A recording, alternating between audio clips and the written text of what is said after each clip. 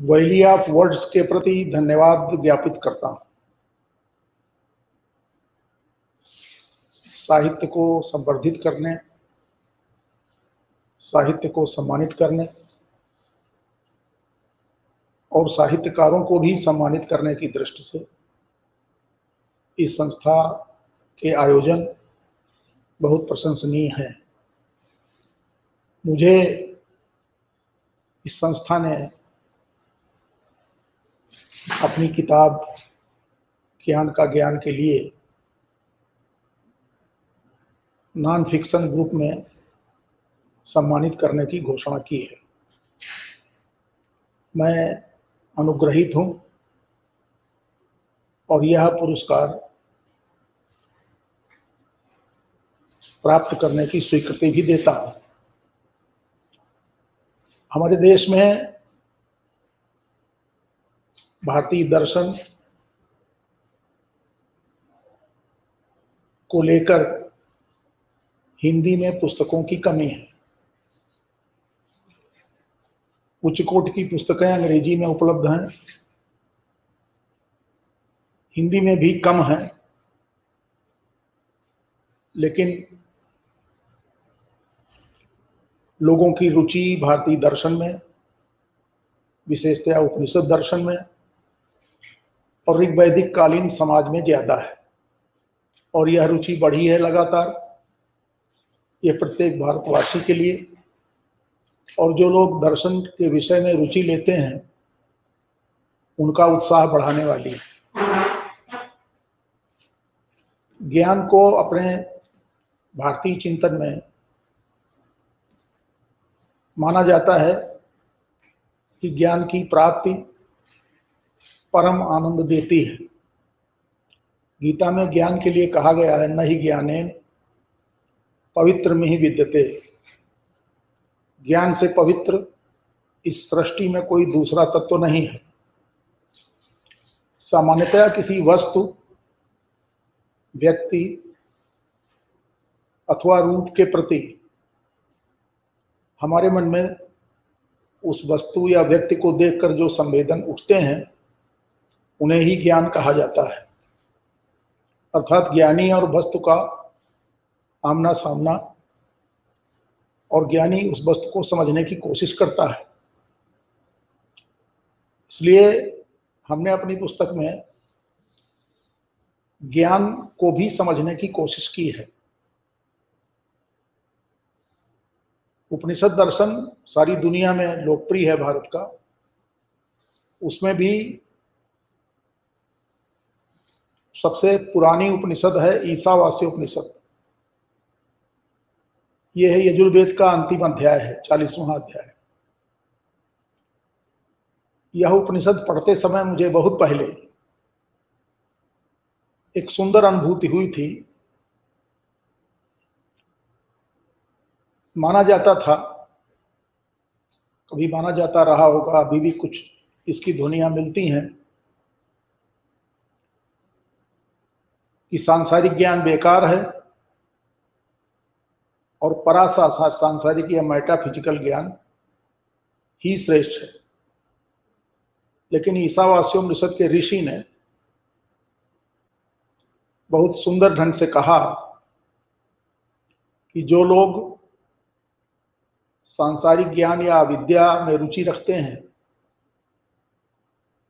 अविद्या में ही रुचि रखते हैं, उनके बारे में ऋषि कहता है कि हमने सुना है कि सांसारिक ज्ञान में ही रुचि रखने वाले लोग अंधतम लोकों में जाते हैं। तो फिर ऋषि ने आगे कहा है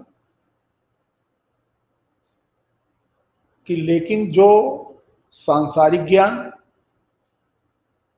और परासांसारिक, पराभौतिक ज्ञान, इन दोनों की उपासना करते हैं, दोनों की जानकारी रखते हैं,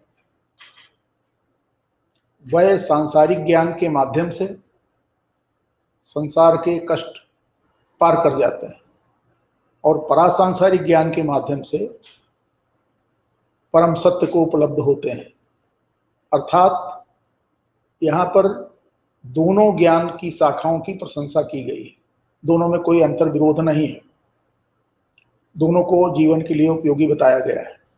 ये बात सबको अच्छी लगेगी कि संसार का ज्ञान, भौतिकी का ज्ञान, अर्थशास्त्र का ज्ञान, राजनीति का ज्ञान, तकनीकी का ज्ञान और तमाम विधाओं में सिद्धहस्त होने का ज्ञान माना जाता था कि ये तो बेकार है और परमात्मा का ज्ञान ही ठीक है।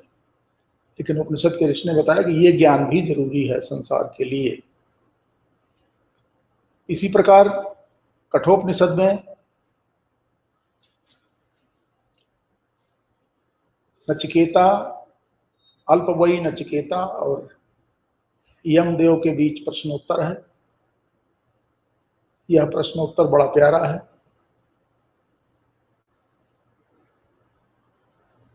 इस प्रश्नोत्तर में कई तत्वों की बातें हैं। नचिकेता ने सवाल उठाया है कि मरने के बाद क्या होता है। कठोपनिषद में इस प्रश्न को लेकर बहुत सुंदर व्याख्या है और यम ने यह भी कहा है कि यह प्रश्न बड़ा कठिन है, बहुत पहले से इस पर संशय था और है। इसी प्रकार ओम, ये भारतीय चिंतन का बहुत प्रमुख विषय है। ओम की व्याख्या करने वाली उपनिषद है मांडूक्य और जीवन जगत से जुड़े तमाम प्रश्नों के उत्तर से सजी हुई उपनिषद है प्रश्नोपनिषद। ये चार उपनिषदें मुझे बहुत प्यारी थीं और हैं। इनको और ज्ञान मीमांसा को लेकर हमने ज्ञान का ज्ञान पुस्तक लिखी है। हमारी कोशिश रही है कि भौतिकवाद की दृष्टि को भी इसमें समाहित किया जाए और दार्शनिक यथार्थवाद, प्रत्यक्ष भौतिकवाद, इस दृष्टिकोण सहित चारों उपनिषदों के प्रत्येक मंत्र का, श्लोक का हमने भाष्य करने की कोशिश की है और इसी पुस्तक को words of valley of words ने सम्मानित किया है। मैं इस सम्मान के लिए संस्था के प्रति अनुग्रह व्यक्त करता हूं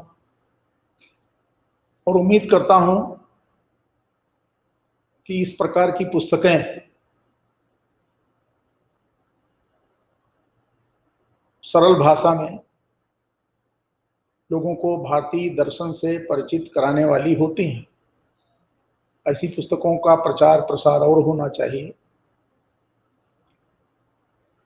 आज भारत के सामने सारी दुनिया का तनाव है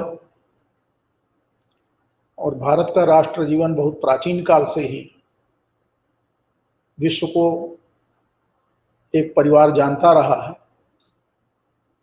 उस परिवार के समग्र हित के लिए, विश्व परिवार के समग्र हित के लिए भारतीय दर्शन, उपनिषद दर्शन, उसकी अपनी उपयोगिता है, उसके ज्ञान की उपयोगिता है और इस दृष्टि से वैदिक और उपनिषद दर्शन को सारी दुनिया में ले जाने की भी आवश्यकता है। मैं विनम्र राजनीतिक कार्यकर्ता हूं। मैंने ऋग्वेद के समाज पर एक पुस्तक लिखी है, इसी प्रकाशन से प्रकाशित हुई है, वाणी प्रकाशन से, जिससे ज्ञान का ज्ञान हुई। अथर्ववेद के समाज पर भी हमने पुस्तक लिखी है। हमारा उद्देश्य आम जनों को साधारण बोलचाल की भाषा में वैदिक काल और उसकी परंपरा, आधुनिक काल से उसका तारतम्य, इसको समझाते हुए भारतीय दर्शन को, हिंदी को समृद्ध करना है। मैं पुस्तक के प्रकाशक के प्रति भी आभार व्यक्त करता हूं, संस्था के प्रति भी, और यह पुरस्कार स्वीकार करता हूं विनम्र भाव से। संस्था के लिए शुभकामना है कि यह अपने उद्देश्यों में यशस्वी हो, सारी दुनिया में इसका नाम और यश फैले। बहुत धन्यवाद।